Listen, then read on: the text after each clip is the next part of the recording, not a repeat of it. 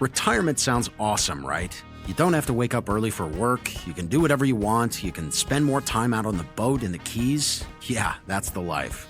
Saving for retirement, though, that sounds complicated. But it doesn't have to be. With the right IRA, you could be sipping Mai Tais by 65. Welcome to First Wealth, where today we're going to show you how an IRA can make that retirement dreamboat become a reality. 46% of Americans say they have no savings for retirement. And of those that do, many claim they don't understand their savings plan, and they don't know how to make it grow in time to retire. The financial world can appear big, scary, and complicated to the uninitiated. However, with a little information, that untamable financial dragon becomes much more manageable. When you break it down to its individual parts and components, a savings plan can be as straightforward as a grocery list.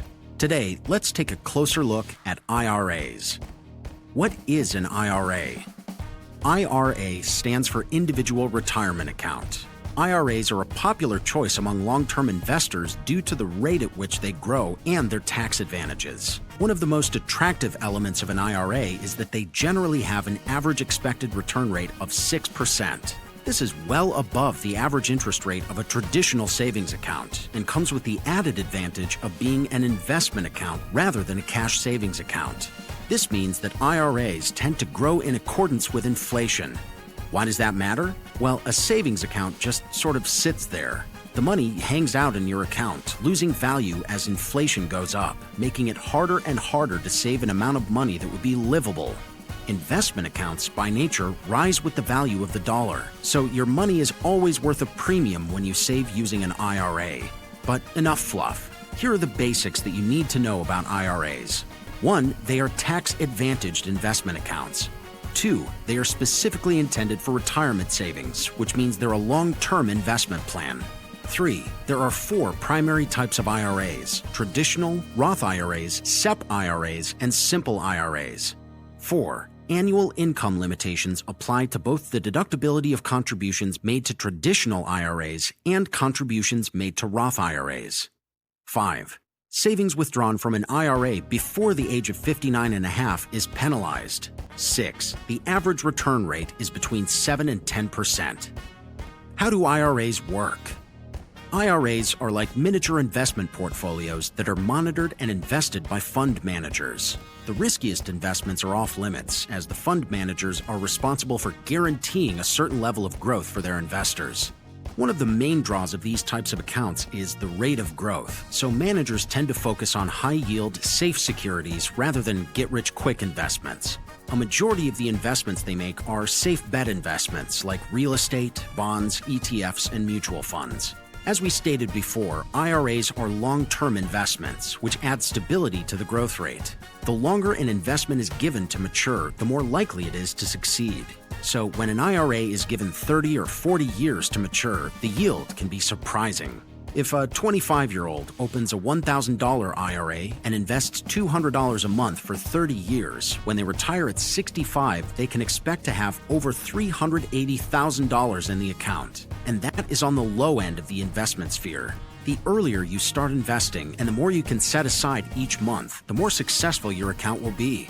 If you start out with $2,000 at age 21 and you invest $300 a month until you're 65, your account will wind up with $745,000 by retirement. Traditional IRAs. We stated before that there are several different kinds of IRAs. So what are they and what makes them special? Well, let's start with traditional IRAs. With these, investments are tax deductible, so at the end of the year, you're able to deduct that amount from your taxable income. However, when you go to withdraw from the account, you do have to pay taxes on what you take out. This is known as tax deferment. With a traditional IRA, the maximum yearly contribution is capped at $7,000 as of 2025.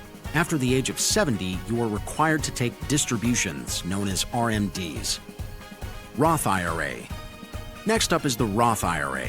The biggest difference between this and a traditional IRA is that contributions are not tax deductible, but the distributions are. So while you do have to pay taxes on what gets put in, you are not taxed on what comes out after you retire. The biggest draw for a Roth IRA is the benefit of not being taxed on gains. They also don't have required minimum distributions, so if you don't need the money at any point, it is allowed to remain in the account and continue accruing interest.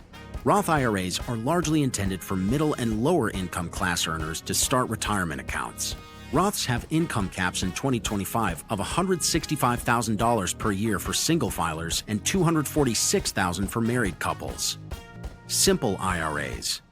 Savings Incentive Match Plan for Employees, or SIMPLE IRAs, are intended for small businesses and self-employed individuals. These operate under similar contribution policies as a 401k, where the employee may make contributions to the account and the employer is required to do so. The tax incentive for these extends to the employer as well, as the contributions are tax deductible for them as well as the employee. Due to the multiple sources of contribution, the yearly limit is significantly higher, $16,000 as of 2025. SEP IRAs. A simplified employee pension, or a SEP IRA, is the last of the big four. They are specifically geared towards self-employed people such as contractors, freelancers, and small business owners. They function as a traditional IRA in a lot of ways, but the contribution rules are very different. The business owner may contribute to their own account as well as open one for an employee, provided the employee is at least 21 years old and they have worked for the company for 3 of the last 5 years. The employer is allowed to contribute up to 24% of the employee's yearly income to the account, with a cap of $70,000 as of 2025. So, which one is best for you? Well, that depends on your situation. The reason the IRA market is so varied is that everyone's finances are different.